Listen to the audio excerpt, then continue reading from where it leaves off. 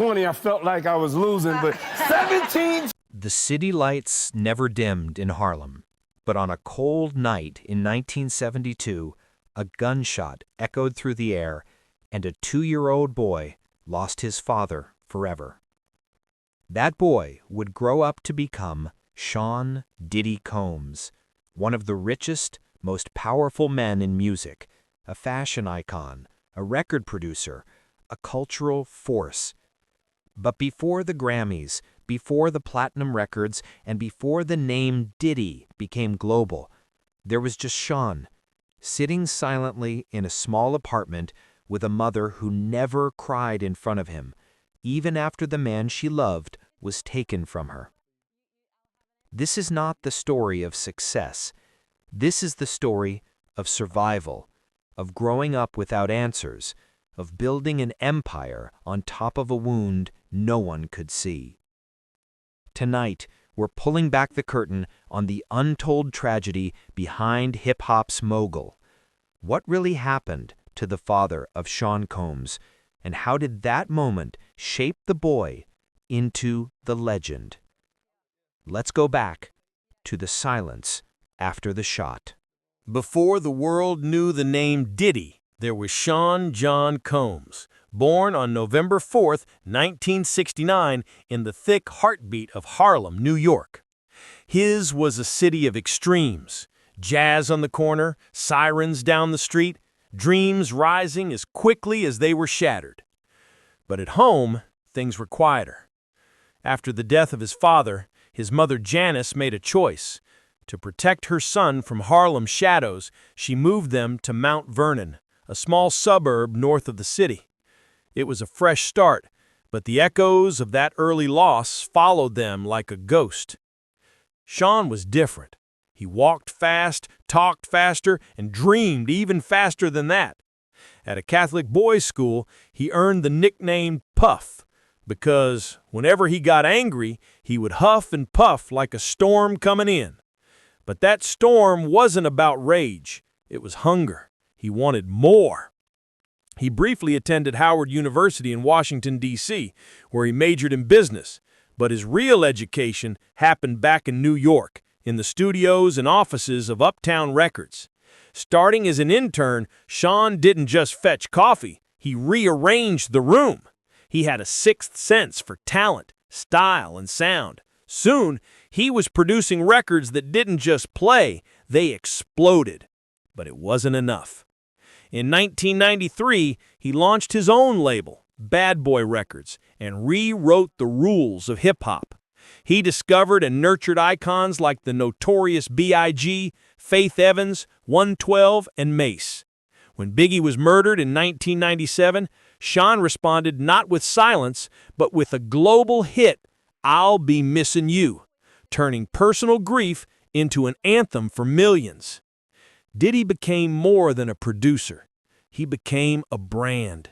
From clothing lines like Sean John to vodka empires to reality TV, he extended his reach into every facet of American culture. He wasn't just making money, he was rewriting what power looked like for a black man in America. Yet, through all the fame and fortune, there was always a flicker in his eyes, a flicker of something unresolved. Because even when standing at the top, there's a part of you that never forgets being the child who lost his father too soon. He had the spotlight, but he also had shadows. And those shadows, they began with Melvin Combs, the father who disappeared far too early and whose story was never fully told. The name Melvin Earl Combs rarely appears in headlines, but his absence carved the deepest shape in Sean's life. Before the tragedy, Melvin had served honorably in the U.S. Air Force, a disciplined man with sharp suits, a clean fade, and a quiet intensity. Friends described him as smart, ambitious, and always looking over his shoulder, a byproduct of the streets he couldn't quite escape, even after his military service. After returning to civilian life, Melvin tried to find his place back in Harlem, a neighborhood where opportunity came dressed as risk. While some reports claim he had ties to known drug kingpin Frank Lucas, no charges were ever filed. And whether he was a player in that dangerous world or simply standing too close to it, no one can say for sure. What is certain is this. On a winter night in 1972, Melvin Combs was shot dead in his car near Central Park West.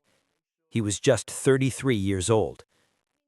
At that time, Sean was barely 2. His mother, Janice Combs, was left to raise him alone, with no husband, no wealth, and no safety net. A former model and a part-time teacher's assistant, Janice was beauty and backbone. She had long legs, a powerful stare, and a heart that refused to break. Friends say she never let Sean see her cry about Melvin's death. Instead, she worked overtime shifts, ironed his shirts with precision, and reminded him every morning before school, "You are not less than anyone." In a 2006 interview, Diddy would later reflect, "My mom was my superhero. No excuses, no pity. She gave me pride." She would walk him to school through snowy streets, pack him hot lunches in thermoses. On Sundays, she'd let him sit on the couch and comb through old photo albums, the only place he could still see his father's face. Sean once asked her, "Why don't we have a man around like the other kids?" She didn't answer. She just kissed his forehead and whispered, "You'll be stronger because of it." There was no therapy, no luxury grief. Janice built walls of steel around their little home in Mount Vernon, creating a bubble of safety within a world that didn't feel safe. She taught Sean how to tie a tie, balance a checkbook, and walk with his chin up, because in her eyes, there was no room for weakness. And yet, and even in her strength, there were moments, quiet ones. Sometimes Sean would wake up in the middle of the night and see the light under her bedroom door. He'd tiptoe in and find her staring at nothing, a photo of Melvin beside her, candle burning low. She never spoke about the details of his death, not until Sean was much older, but the silence itself was a lesson. Some pain is too sacred for words. That pain would later become a fuel source. Sean often said he didn't just want to succeed, he had to, because failure would mean that Melvin's death was meaningless and that Janice's sacrifice was wasted. His hunger was never about the charts or the cash. It was about redemption. For a boy who never knew his father, success was the only way to say, "I'm still here. You didn't die for nothing."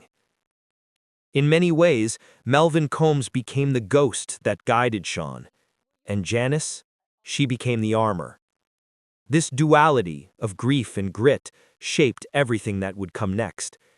But to understand how deep that wound ran, we have to go back.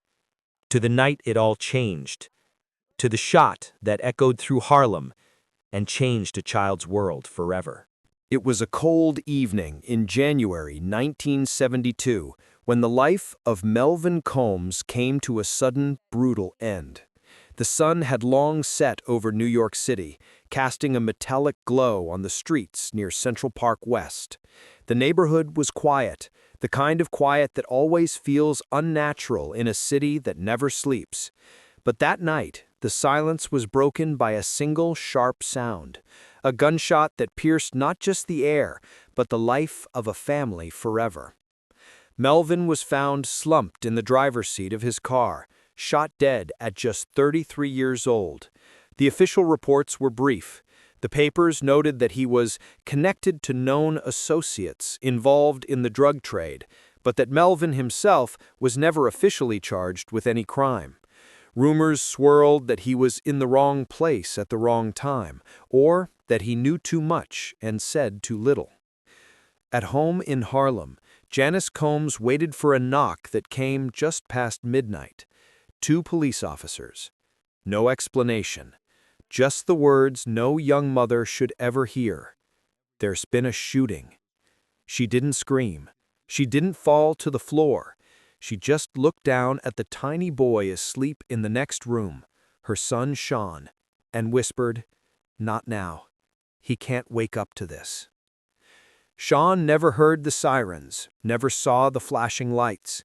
He was only too young to understand that from that moment on, the word Dad would be a memory he'd never get to make. The next day, the streets buzzed with speculation. Some said Melvin had gotten too close to Harlem's underground power players. Others claimed it was a targeted hit linked to his supposed friendship with Frank Lucas, one of the most feared drug lords of the time. But the truth? It was swallowed by the city, buried in a closed casket, and never fully recovered. For Janice, the why didn't matter as much as the what. What came next? What kind of life could she build alone, with no income, no protection, and a son who would one day ask why he had no father? Years later, when Sean finally asked her about that night, Janice didn't tell him about the rumors or the autopsy. She told him this: "Your father was taken, but you don't have to be." That one sentence became a mission. The death of Melvin Combs wasn't just a personal tragedy. It was the ignition point of a lifelong pursuit, not just of wealth, but of security. For Sean, every deal signed, every artist launched, every platinum record was a step away from the shadows of that January night. But trauma doesn't disappear. It lingers. And for a boy who never got to say goodbye, the sound of that gunshot would echo long after the city forgot. Because when a father dies in silence, his son often learns to make the world hear him loudly. There was no headline, no grand procession, no televised tribute. The funeral of Melvin Combs was a private affair, hidden behind drawn curtains in a small Harlem apartment and held together by fragile dignity and silent grief. It was winter, and the streets were slick with black ice. A cold wind swept through St. Charles Borromeo Church, where Janice arranged for a modest service. There were no celebrities, no floral displays tall enough to touch the ceiling, just a few wooden pews, a modest coffin, and faces that wore the same expression. The tight lip came without explanations. Janice arrived early, dressed in a simple black wool coat. Her heels clicked on the church steps, each sound sharper than the last. In her arms, she carried Sean, bundled in a gray jacket far too big for his tiny frame. His eyes were wide, confused, trying to make sense of the whispers and the tears. But what could a 2-year-old understand of caskets and goodbyes? Inside, the room was dimly lit by flickering votive candles. The scent of frankincense hung in the air, clinging to the silence like smoke that refused to clear. Melvin lay in a dark mahogany coffin, his face still, his body dressed in the uniform from his Air Force days, the only photo-worthy moment in a life that would otherwise vanish into unspoken stories.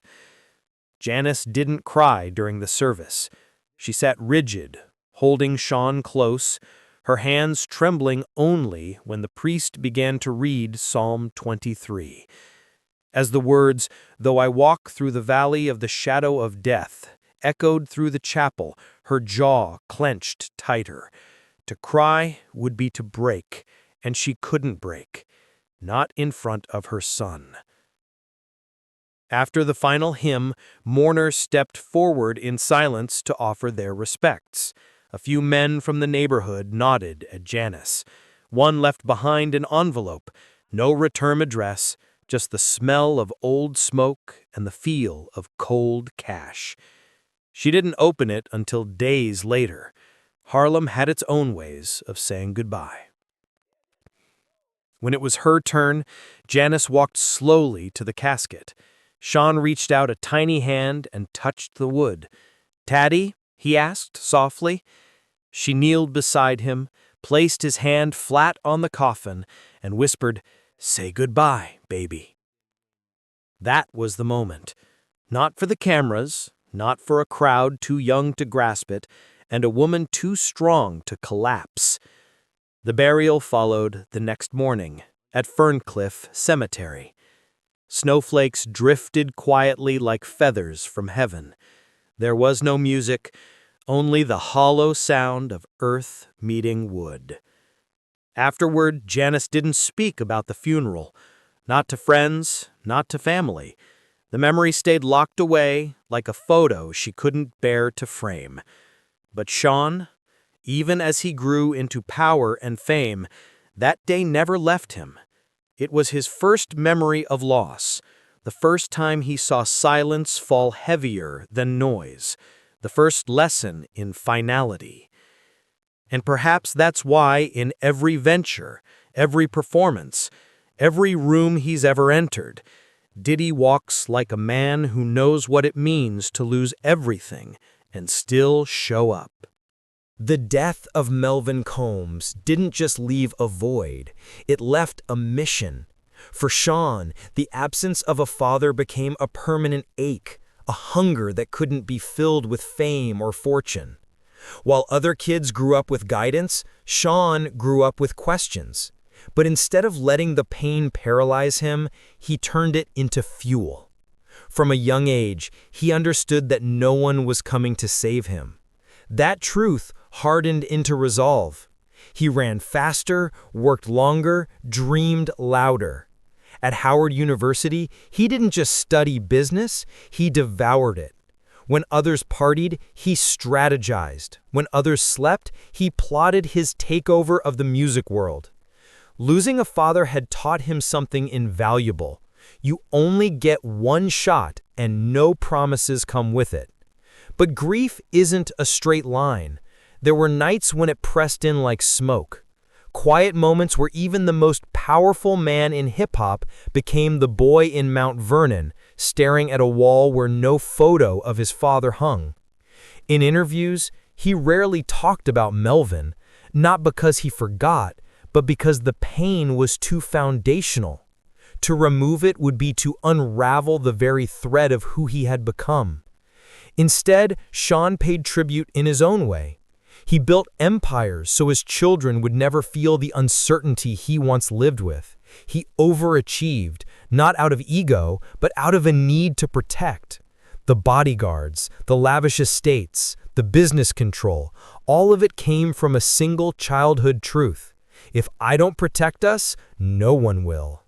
In 1997, after the murder of his close friend, the notorious B.I.G., Sean released I'll Be Missing You, a track wrapped in mourning, dedicated to Biggie, but layered with older grief. Fans didn't know it, but part of that song was also for Melvin, for the goodbye he never got to say. And in every major milestone, from Grammy wins to business triumphs, Sean always made one quiet gesture. A glance toward the sky, a whispered word, a prayer only he could hear.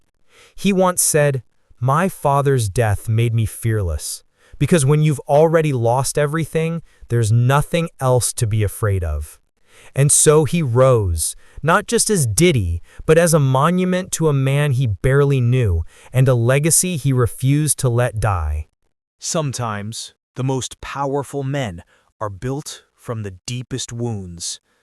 Sean Diddy Combs became a mogul, not by chance, but by necessity. Every move he made, every artist he launched, every empire he built, it was all rooted in the silence left behind by a father taken too soon. Melvin Combs never saw his son rise, never heard the music, never witnessed the legacy, but his absence shaped it all. Janice Combs raised a king without a crown, a soldier without armor, and somehow he made it through. Diddy never needed the world's sympathy. What he needed was to prove that the boy who lost everything could still become everything. And in that journey, he carried not just his own ambition, but the unspoken hope of every child who has ever grown up with a missing parent. Behind the fame, behind the flash, there was still that boy, still that ache, still that question. And you? Have you ever achieved something just to make someone who's gone proud? If this story moved you, don't forget to like the video, share your thoughts in the comments, and subscribe to the channel for more powerful stories like this one.